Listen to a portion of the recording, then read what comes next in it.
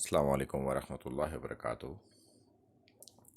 آج کا عنوان ہے، کیا صحابہ کے لیے آخرت میں کوئی سزا نہیں؟ کیا سب بخشے بخشائے ہیں، کسی سے کوئی سوال جواب نہیں ہوگا؟ سب سے اللہ تعالیٰ راضی ہو گیا ہے، اور اب وہ جائیں جو کریں پھر بھی ان کے لیے مغفرت ہے۔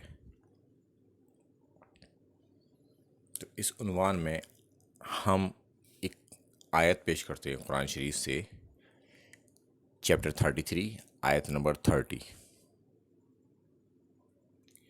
کہ اللہ تعالیٰ فرماتا ہے، اللہ کے رسول صلی اللہ علیہ وسلم کی بیویوں کو خطاب کرتے ہوئے،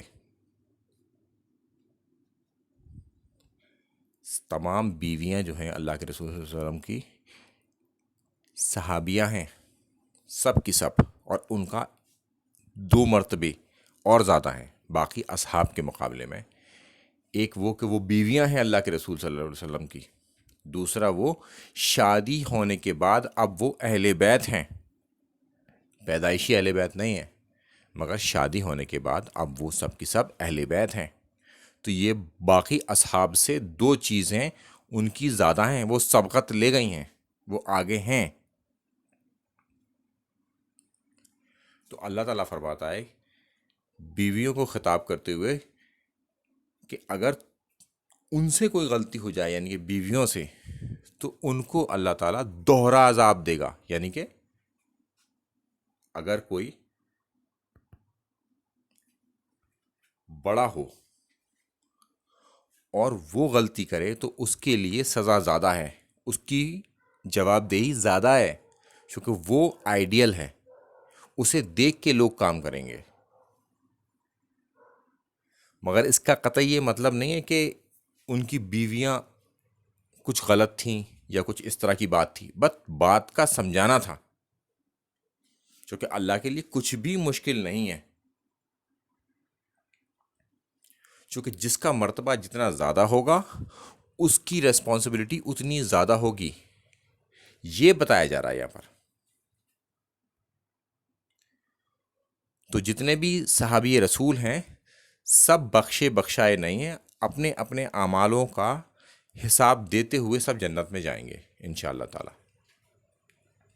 تو اگر ان سے کوئی غلطی ہوتی ہے تو ان کی پکڑ زیادہ ہوگی،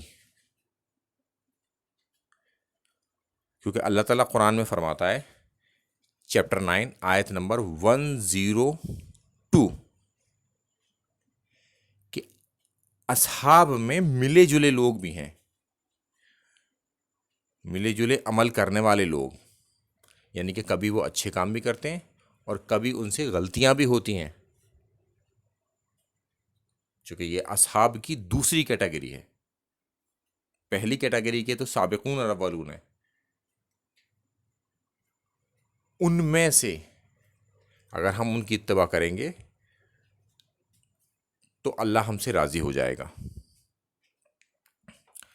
وہ ہیں مہاجرین اور انصار، پہلی کیٹیگری کے۔